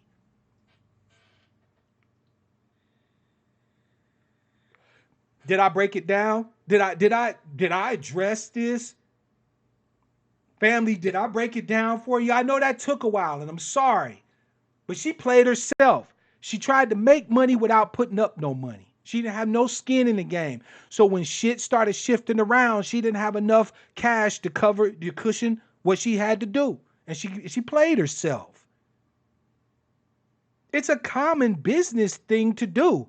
It's dumb business. I do accuse Zaza of not being a good businesswoman, but I don't accuse her of being a scam artist. She played herself. So much for the secret, you just think and all this good shit will happen to you, right? Family, any more questions? This is your opportunity to speak. Any topic you want me to discuss. By the way, I am going to break this video up into two. So once this video goes up, Like once it's done, once we're done with the broadcast, be prepared for the fact that I'm going to pull it down and I'm going to August, she didn't overextend herself. She did not have any funds whatsoever. Okay, August, we know that she was undercapitalized, that she didn't have no money, because had she had even some money, right, even 2,000 or 4,000, she'd have been able to issue the first two of those refunds back and still cover her expenses with the funds that was coming in. She was basically, okay, so this is what Zaza did. Basically, Zaza was trying to put off paying the expenses long enough to get the bread to come in so that she could then cover all the expenses and then keep the net. And again, not necessarily a bad idea, except you need to be able, it's like going to the motherfucking craps table in a casino. It's like going into a craps table at a casino with $100 and that's all, and throwing that $100 up on the table and rolling the dice, hoping that you get a come up. Is it possible? Yes. However, that's not a good way to do business. That's gambling. Zaza was trying to high side like she was this big guru. So she had Sedona, she had the little love packages at the end and the nice desert hotel and all of that, but she couldn't call it. And that's just facts. Sure enough, I actually hadn't addressed that. So, $2 trillion infrastructure plan. Do they have money for ADOS? Of course they do. And even if they don't have money, or they claiming they don't have money, they do. And yes, sure enough, I'd actually like to dedicate the Sucker Free Saturday broadcast to addressing whether or not America has money to pay reparations. Will you be all right with that? I want to actually dedicate an entire broadcast to just that question. Frida Green says she was robbing Peter to pay Paul. A little bit more pejorative than I like, but yeah, that's about right. She was basically depending on the cash coming in to cover the expenses that she had going out and be able to keep the net. It's a good gamble if you're able to pull it off. But if you fuck up once, right? If something shifts in the equation, you can't call it. Zaza was not a scammy. Zaza did bad business. I mean, really bad business. Like, this sister should never try to do another event like this without having some funding, some backing. At least 10 grand is a cushion, right? 10 grand would have allowed her to cover up to 5 refunds if she needed to, no problem. 10 grand would have been enough to cover the additional cost of holding the rooms, no problem. Right? If she just had a little bit of money of her own that she was able to throw into the mix to help hold things together while the rest of the bread come in, us discussing Zaza would be a non-issue. Frida Green, you said when you planned your reunion, you ran into the same problem. You want to talk more about that? I got the Discord open. So if you want to jump on the Discord and talk about it, I'm more than glad to have you do that. Or if you just want to type in the chat, let us know your story. Because believe it or not, family, a lot of black so-called business is doing just that. The vast majority of black owned and controlled businesses have one employee, the owner. Black owned and controlled businesses aren't really creating jobs for ADOS folk. David, I hear you. She should have had that money from somebody. It makes perfect sense. She should have had enough of a cushion to be able to, so when things are doing this, she can help stabilize shit out. She didn't have it. She made a gamble, she shot her shot, and she lost. And she got her name dragged through the mud. Because isn't it interesting how quickly everybody started accusing her of being a scammer? When if you took a look at the situation as I did. I never thought she was a scammer, opened my mouth. I never assumed malice. What I did was actually looked at the situation with the details she gave about the event. First of all, I knew how much the event was. I knew how many people she was planning to have at the event. I knew where the event was being held. And I took the knowledge that I had about hotels and how they operate and so on and so forth. Come on. Links in the description. There you go. Just click on the link for Discord and come on. But I took that information and I then analyzed it and realized that she wasn't scamming, she was undercapitalized.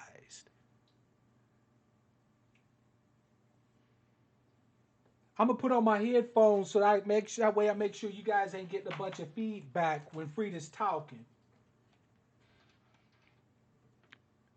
Come on, Frida. Let's hear your story of this overextension, because shit, it happens more often than not.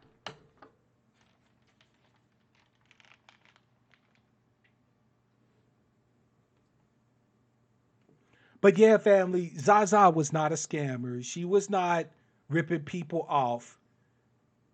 Hey, I appreciate that, Thomas. As a matter of fact, let me take a look at that. So I'm going to shout you out, show you some love.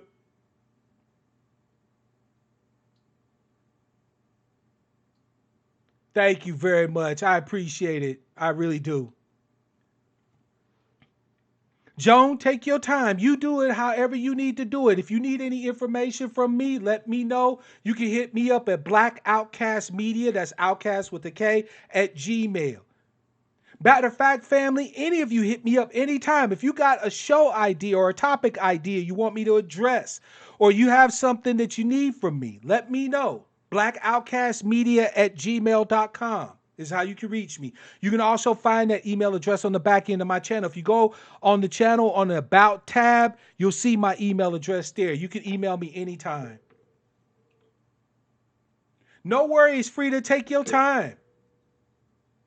So while Frida's doing the Discord thing, I want to make sure that I know what's going on. We want more news from an ADOS perspective. So we want Mark Black to address more news topics and how they relate to us as ADOS folk.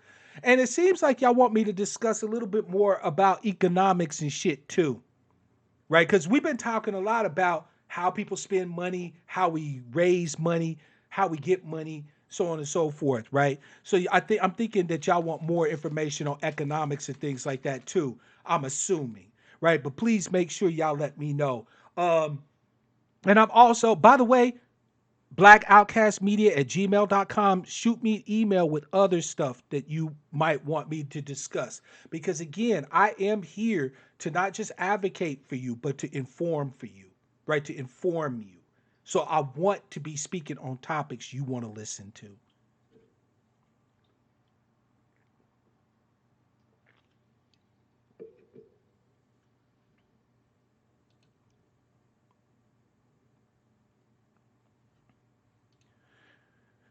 Yep, most definitely, show enough. Black economics is a thing.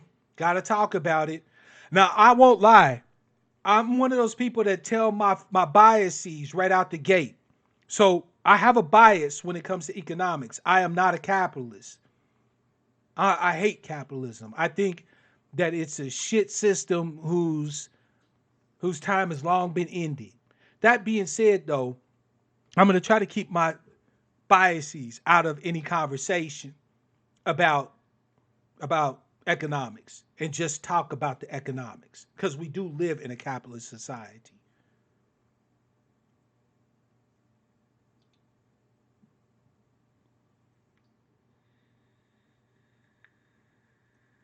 By the way, David, welcome to the Discord server. I see you here. And family, don't worry. I'll be wrapping this up here in just a bit. You know what I'm saying? Because again, I don't want to keep you. I'm definitely show enough. I'm definitely gonna split this one up into two. I think that's a great idea. Give people about an hour of one and an hour for another one. Yeah, most definitely. August said economics and reparations go hand in hand, so I would like to hear more discussions on economics, money, etc. I would like to talk more about it. I'd like to talk more actually about the ideas and things that we have around money and economics because I think that shit's more important than anything else. Like, I want to talk more about why it is that people have a problem with cash payments to the American descendants of slavery for reparations.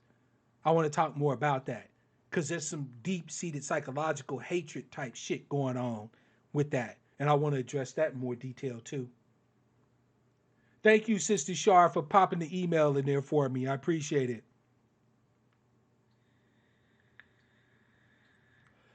Frida, how's it going? Sister, holla at us.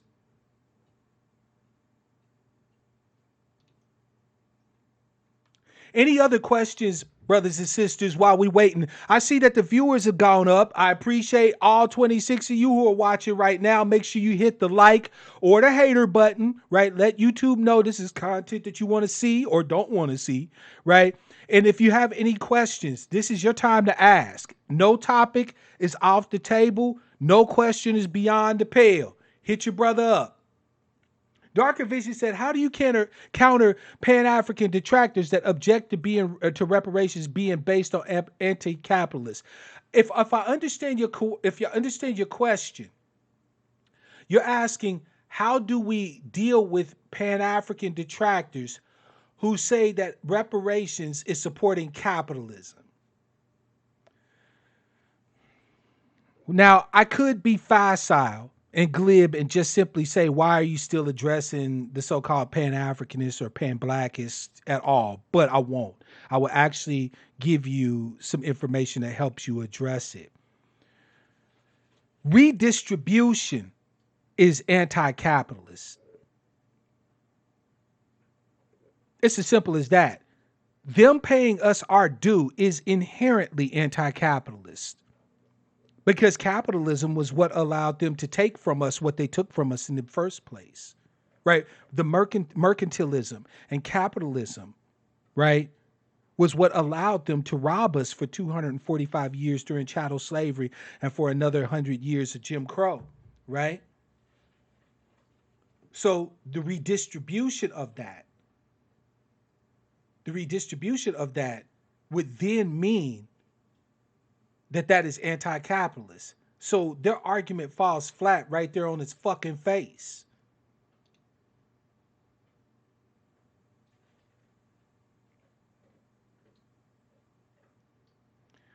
All right, I'm in my email right now. So Frida, are you sending me something? Go ahead. I got my email open right now. Let's see. We need control, like the Indians control the casino industry. We need control. Oh, got you. You know, here's the thing, right? Darker visions. Black socialists are basically white socialists in black skin. You'll find that out pretty quickly if you haven't, right? Anything that will take away from them having their socialist workers' paradise, including not having us on the bottom, they ain't with it. David Johnson said, "Do you think black women should be for the separation of boys and girls in grade schools?" Well, as a black man, I can't really speak for black women, but I, as a black man, am for the separation of boys and girls in all grade levels. I think you go to school to get an education. I do believe, however, learning how to relate to the opposite sex is part of education. So I think we need to strengthen sex education in schools.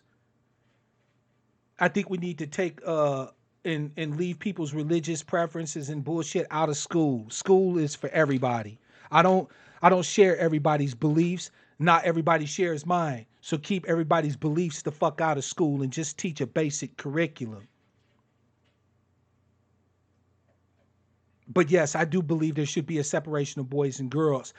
And there's actually some distinct reasons why I argue that, David. Especially for boys. Right now, ADOS boys are an endangered species. Man, I mean, the way that we're raising boy children as a collective, as a group, in my opinion, is nothing short of criminal. And to the extent that we continue this deleterious, hurtful, harmful way of raising males into men, we're going to see a lot more pathology in the years to come that are directly related to the traumas that black boys are experiencing in their upbringing. So, yes, I believe we need a place for boys to be trained as boys, to be able to be boys. Boys don't sit their ass down in class. Boys like to touch shit. Boys want to try shit. They want to taste things, smell things, climb on things, right? They want to twist things, ratchet things, break it apart and try to put it back together. We need schools that actually understand the overwhelming teaching methods, or I should say the teaching methods that overwhelmingly are beneficial to ADOS boys. We are primarily visual and kinesthetic learners, meaning that we see things and we do them, we learn them. But the Prussian school system, with its emphasis on auditory learning, is a deleterious place for ADOS boys. And it is why you have these boys being misdiagnosed with behavioral disorders and ODD and shit like that, and being medicated and put in the, special track programs and things like that. You're trying to teach our children in ways our children do not find it easy to learn. Boys, ADOS boys learn by seeing and doing. If you want to educate them, whether it's in math, whether it's in philosophy, let them get hands on it.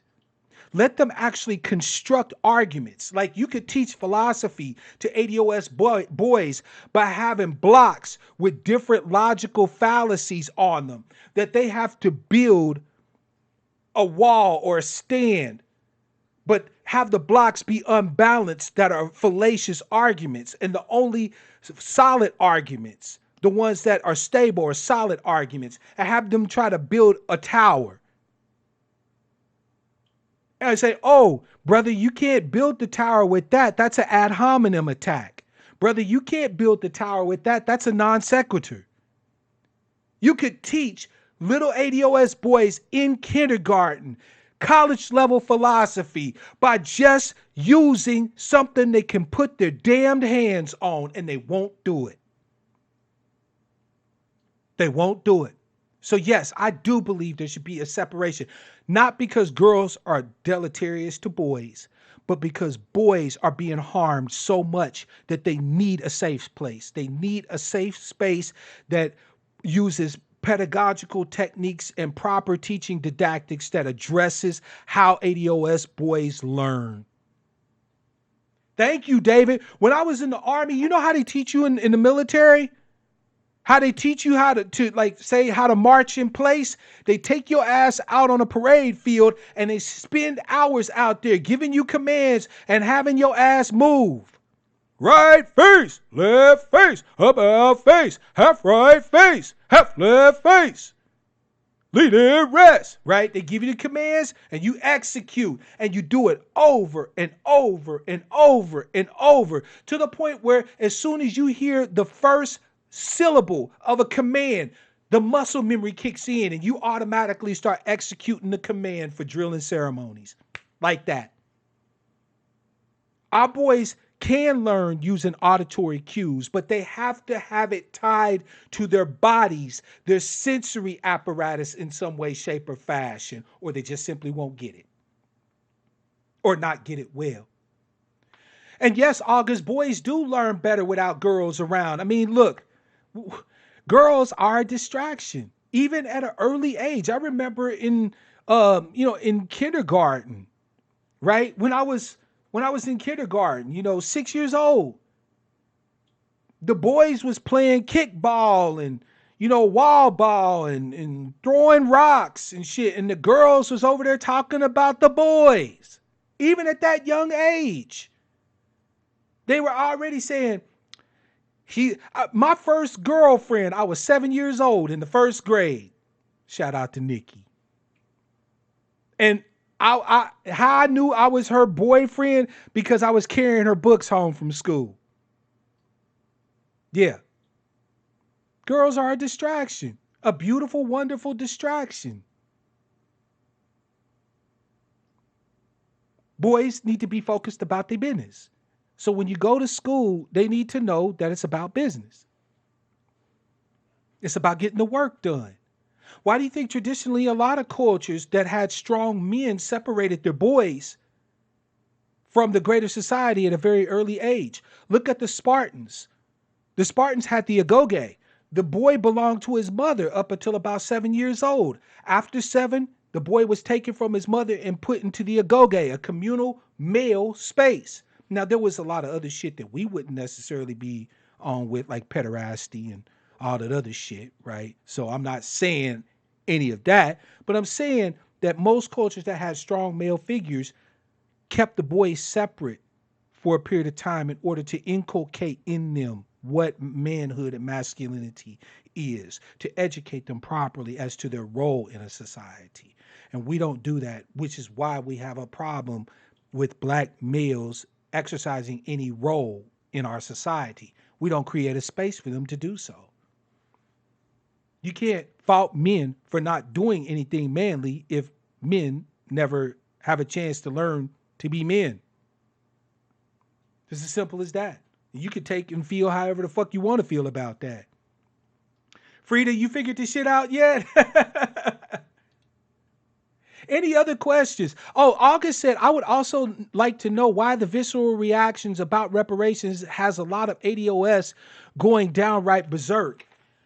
So, August, if I understand your question, what you're asking about is why are so many ADOS proponents shook from the reactions of people to our advocacy? Is that what you're asking?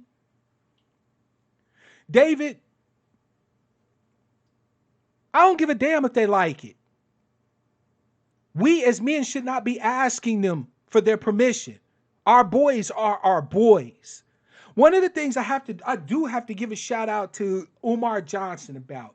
Whatever you feel about him opening his school or whatever the case may be, the one damn thing I loved from day one was that his school was supposed to be a place for boys. We have a need for that shit so bad, it's like water. It's like food. We need proper educational opportunities for black boys. Period. I don't give a damn who the fuck that offends. I will never waver. I will never waver. How we are raising ADOS boys is nothing short of criminal. It is traumatic. It is abusive. It is degrading, and it only works to ensure the early shuffling off of the stage of life, both socially, mentally, and physically. And too long, not only has the society at large demanded that the black male suffer in silence, but our own group, our own ethnic group, have demanded that we suffer in silence. Fuck that. No way. No way. Our boys need a place where they can take their essential maleness and have it cherished and respected and loved and fostered. They are not little toxic bombs waiting to grow up and blow up and fuck up the community. How the hell are we trusting people to educate our children who think our children are budding criminals, who think that our children are just little monsters waiting to grow up to be big monsters? How the fuck do you trust anybody to treat your child in the way that they should be treated when they already have a bias against your child, not because of anything your child has done, but because of an accident of birth? Your child was born male, and thus your child is suspect because he was born with a penis and 2 testicles. Ain't that a bitch? Ain't that a bitch? Fuck no. Yes, I am all for separate education of black males and black females, or ADOS males and females. And I believe that we as a community, as a nation or people, or whatever you want to call us, I believe that we need to devote vastly more resources to the raising and the education and the uplift of our black boys. How these boys are coming up is a fucking travesty. Black male suicide rates are at record numbers, and those are being led by the young ones. Those young ones who escape suicide start self-medicating at 14 and 15 years old, drinking alcohol, smoking weed, doing whatever. How is that conducive with them finishing school, getting an education? It's not. So they go from the school to the prison pipeline. And everybody's okay with this. Everybody's on board with this. Nobody wants to say shit about it. Not your man. And not today. Shout out to Arya. That's what we tell death. Not today. Not today. Not while I got breath. No, I definitely advocate for better and more education for boys separate from girls. Not to say we shouldn't educate girls. Give women and girls as much education as they can stand. Keep them away from us until it's such time as it's appropriate for us to have social interactions with females.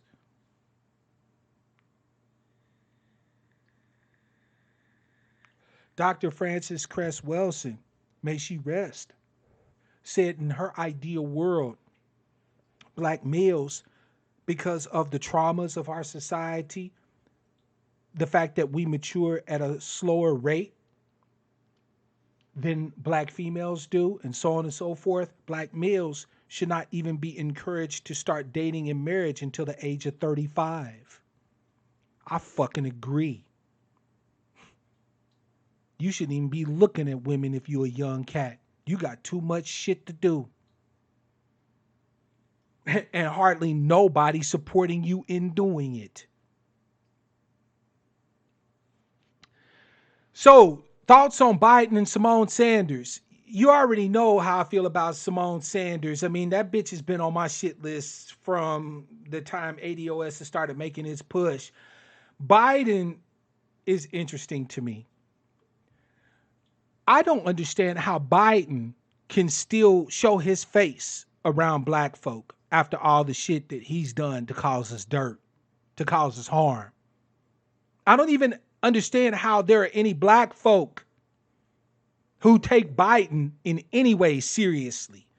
Now, my thoughts on Biden are as follows. Biden has a shot. Yeah, I said it. Biden has a chance of getting the Democratic nomination because Biden covers a multitude of bases that the Democrats ain't telling you they're looking to cover. Biden can get the white vote. He sure can. Running Biden against Trump would essentially be no real difference.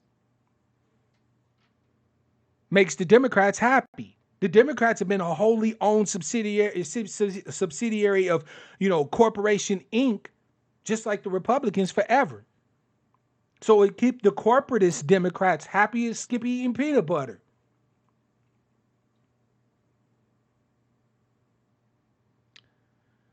Let's see here. David said black women have the babies in their possession. We are at their mercy. Politicians don't even mention black men and boys, and black women are becoming their category voting bloc with no pushback from them. Facts. So, David, I say we take them. We take our boys.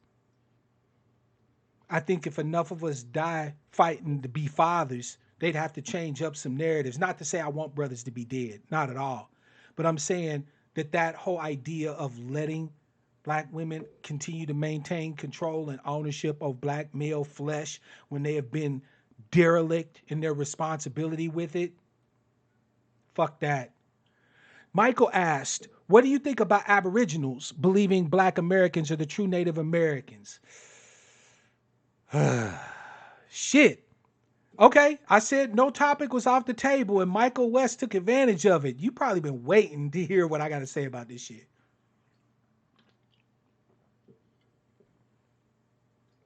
This is what I think. Do I think that there were darker skinned Aboriginals? Yes. Do I think some of those darker skinned Aboriginal people have admixed with the people who are descended from African people that were sold into slavery? Yes. Do I think that anyone alive today can tell that distinction without a really, really strong genealogical, tracing back? No. Do I think that ADOS people in general are aboriginal to the Americas? No. We have way too much fucking evidence that the transatlantic slave trade happened. Sorry, we're not Native Americans, but we are Native Black Americans. We are the only Black Americans that are here natively. We have been here before America was America. Now, if you say we're Native Black Americans or foundational Black Americans, I support that 100%. Are there some of us who are descended from darker skinned Aboriginal tribes people? Yes, I believe that there's some evidence to support that. But Michael, so because I'm the angry black sheep and I do what the fuck I want, I'm just gonna come out and say it. Some motherfuckers will do anything to not have to be ADOS, to not have to be black. There it is. It is what it is. I'm just gonna come out and say it. I'm just gonna come out and say it. There are people that will do anything to not be black, to not have to bear what ADOS people have to bear. They will be Indian. They will be whatever the fuck they can be. They will make up a group affiliation just so they won't have to be ADOS. You know it and I know it. This isn't to say that everybody who says that black people are aboriginal to the Americas are like that, but you have to wonder about the motivation of someone. Okay, so I look at, and this is going to sound worse than I mean it, but there's no other way to say it. I look at people trying to claim that ADOS people are aboriginal to the Americas, kind of like I look at Holocaust deniers. We don't give a place to stand in any rational discussion to anyone who denies the Shoah, right? The Holocaust. We don't. We don't give a single fucking place to stand to anybody who claims that at least 6 million Jews and upwards of a few million gypsies, some communists, and so all told about 20 million people were killed by Germany during the Third Reich. We don't give no place to stand publicly to those people. We laugh them out of the room is what we do. Why? Because we have train records, family. We have documentation that shows the transport of Jewish people and trade unionists and communists and Romani and so on and so forth to the work camps, to Auschwitz, to Majdanek, to Bergen-Belsen, and so on and so forth. We have the testimony of the people in the Warsaw ghettos and so on and so forth, right? We have too much fucking documentation that what happened to them happened to them. Now, let's flip that. We have documentation upon documentation upon documentation that shows the transatlantic slave trade occurred. And yet, with all of that evidence, we're supposed to discount all of that evidence to believe that every dark-skinned person here is actually aboriginal to the United States. I fucking can't. Like, to me, that shit, I'll be honest, It's on the level of Holocaust denial. Now, I will let anybody believe what the fuck they want to believe, but I'm not obligated to pay your dumb shit ideas any fucking credence, and I don't. There are some ADOS folk who have Aboriginal descent and heritage. There was admixture between Aboriginal peoples and ADOS people. That's a fact. I accept that wholeheartedly. If you tell me that you have Native American or Aboriginal in your family, I respect it. Not all of us do. That's where they fall flat on their fucking faces. So I hope that addresses that, Michael. David asks, what do I think about Hebrew Israelites? I'm just going to keep it a buck.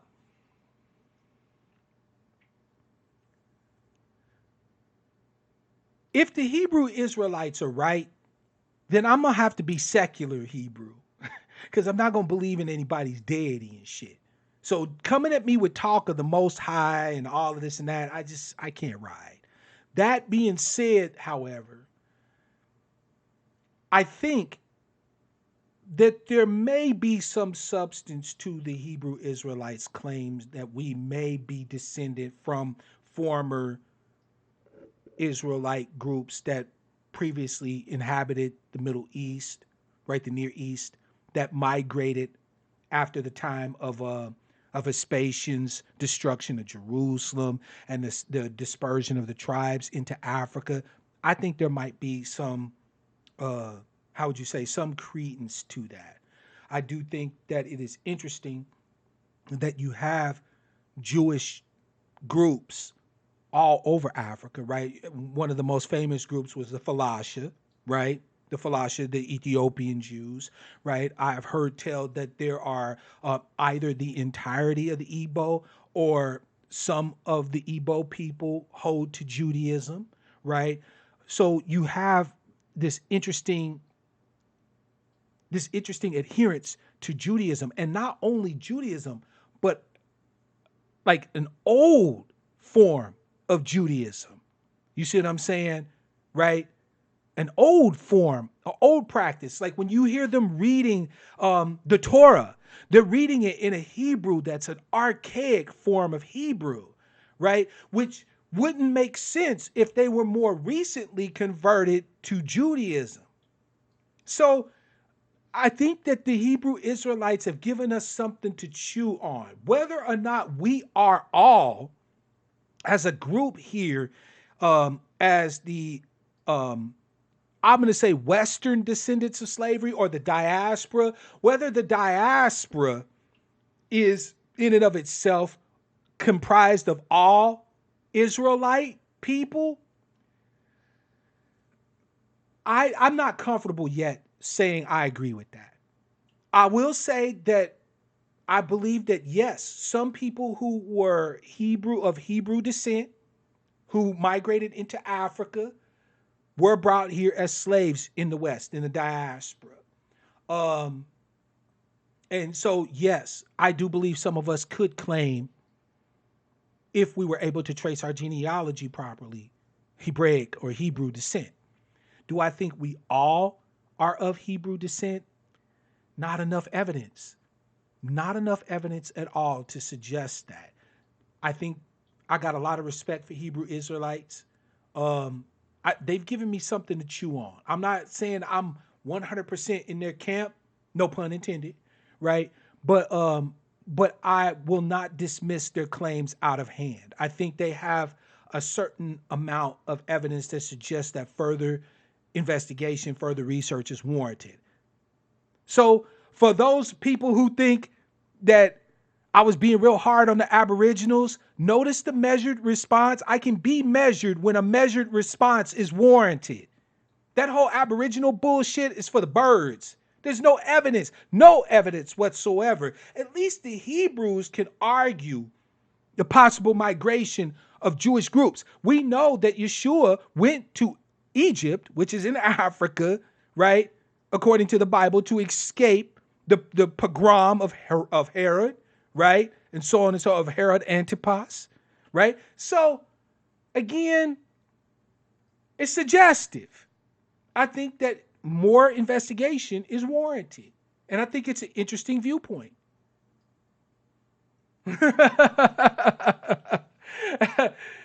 Yeah, I know, for shame. We didn't start here on Turtle Island. Turtle Island started on us. No, I'm just kidding. I'm kidding, family. Everybody wants to be black until it's time to be black. That's one of the shits. That's one of my favorite sayings. Everybody wants to be ADOS until it's time to be ADOS. Till you have to live this ADOS life, then nobody want that shit. Frida, I'm gonna make a space for you on another broadcast, but this shit is dragged out about 2 hours long, and I'm gonna go ahead and start to wrap it up. Family, any last questions? Right? I'm gonna give the next couple of minutes to put more questions in the chat. I want to thank Shonuff, Double C's. I want to thank Zulu, Michael West. I want to thank Tasaba. I want to thank August, David Johnson, Girl 123 Boy 456. Thomas B, Afro Troop, love you, Afro Troop, Darker Visions, Frida Green, right? Sister Shar, everybody who showed up live, participated in the chat. I want to thank you all for your love, your support, your constant, unwavering dedication. You are the reason why I love my angry black sheep. Let's see here. I'm gonna call this one the last question. The Jewish state exists mainly due to a belief the Israelis are the people in the Bible, right? Yes. Which we know is bullshit. The Ashkenazim and the Sephardim were converts to Judaism. They are not members of the 10 tribes. They're not Asher, Dan, Gad, Zebulon, none of that shit. That's facts. Those white folks over there calling themselves Hebrews are not Hebrew. And that's just clear, right? There was a large group of Europeans. It was a European kingdom from east, like in Russia, in the Russian area. So like in Asia, the Khazars who converted en masse to Judaism. The Khazars then, after wars with the Muslims and the like the Ottomans, the Muslims, right, and with Christian Byzantine Empire, right, the Eastern Roman Empire and all of that, migrated to the West, where they went into places like Poland, we went into places like Germany and places in Eastern Europe. And from there, they then went other places. They are the ones that we now refer to as Jews, but they are not Hebrews. They may be Jewish, right? They've embraced the Jewish faith or whatever to a certain extent, but there's no bloodline that ties any of them to the original Hebrews of the Bible. No fucking way. The Jewish state is a myth. Yeah, I said it. I'm probably going to get this video flagged for saying that bullshit. But whatevs, I ain't scared of no damn Jews. It's a myth. They're not ethnically anything but white folks from the Caucasus. They're Caucasian who converted to Judaism. Great. Does that mean that if we convert to a religion, we get our own homeland too? Is it that easy? Black Dollars in the house. What's cracking, bruh? Shout out to you. Shalom, peace, namaste, salam, and all of that to my people. Yeah, Girl 123, they're Germans, they're Polish, they're Moldavian, they're motherfucking Lithuanian, the former Yugoslavian, and so on and so forth. They're Russians. The matter of fact, there was a huge, isn't this interesting, right? To prove my point, and trust me, there's scholarship. All you have to do is just read the scholarship that shows the conversion of the Khazarian princes, right? The Khans to Judaism, right? And how they migrated into Western Europe and so on and so forth. But they originally started in the Caucasus area. They Russian folks. A large motherfucking group of so-called Jews were sent to Israel from Russia. You remember that big airlift of those Russian Jews that they had? Well, some of you, I'm dating myself, but back in the 80s, they had like these big fundraisings to repatriate so-called Jews to Israel. They were fundraising for funds to get Russian Jews from Russia to Israel, and then the Falashas, right, the Ethiopian Jews from Ethiopia into Israel. You know, the same Falashas that they're now mistreating, forcibly sterilizing, and fucking gentrifying their neighborhoods as second-class citizens because, again, these motherfuckers ain't Hebrews, they white folks, which means they gonna be against blackness no matter where the fuck it comes from. Anywhere they predominate, they're going to practice this whitest bullshit. That right there lets you know who and truly what they are. Ethiopians are the oldest Christians. The very first church was developed by Saint Stephen, who was an Ethiopian. He heard the word from Peter, went back to Ethiopia, and started the Ethiopian or the Coptic church. They are definitely the oldest Christians. And the Ethiopians, the Falashas, claim descent from King Solomon himself. Right? So, you know what I'm saying? Anybody that tries to tell me that whoever's populating the modern state of Israel are Israelites, you can miss me with that shit. I know too much. I know for a fact that's bullshit. They know for a fact it's bullshit. Now, see, girl 123 said they took on a false identity to steal it from the real black Judeans sold to the new world. I hear you. I mean, that I think takes more of a stretch than I'm willing to reach for, but I can understand why you hold that viewpoint. This is why I don't have any real harsh words at all for the Hebrew Israelites. They make some salient points. Now, of course, because I'm not religious or spiritual or anything, I'm not really caring about the Most High. You ain't gonna never sway me with arguments of religion, but you can sway me by showing me the evidence. I put it like this, I'm still open to the evidence that we are descended from the original Hebrew peoples, the 10 tribes of Israel. I'm open to that. Black Dollar said our ADOS advocacy is real black power in the streets out here. Let's keep waking them up. I'm going to keep trying. I'm going to keep trying. Family, thank you so much for your time. Thank you so much for the love. Again, you want to support your interests, right? Make sure that you show your love. Click one of the links, purchase a book, grab you a shirt or a cup. If you just want to throw a few bucks your brother's way, links to all of that is in the description field below. Please do that at your convenience, right? Be prepared for Sucker Free Saturday this Saturday, right? Again, family, for those who you just came in, I've been having some health issues, so I'm not going to be doing the daily broadcast anymore. I just can't sustain it, right? And I don't want to promise you something I can't sustain. So I'm going to do Wednesday broadcasts like this and Sucker Free Saturday until I'm able to address my health issues, okay? And I do apologize for the inconvenience.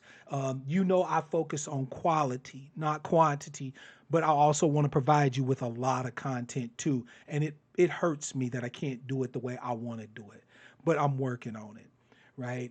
I love you guys. I appreciate your support, your love, your concern for me. I'm not dying no faster than anybody else, but I am having some health issues. As a matter of fact, this broadcast has gone on for about 2 hours and change now. I'm going to pay for it. Trust me. I'm suffering from fatigue and a lot of other stuff that's just not good, not beneficial. But it's worth it because I love talking to y'all. I love building with y'all. I love edifying you and lifting you up and giving you a perspective you may not get anywhere else. So it is my honor, my pleasure, and my duty as your brother to do whatever I'm able to do for you. So family, with that said, until this Saturday, until your sucker free Saturday, I want to leave you with the message I always leave you and wish you with love, peace, prosperity, and power. Real power to our people.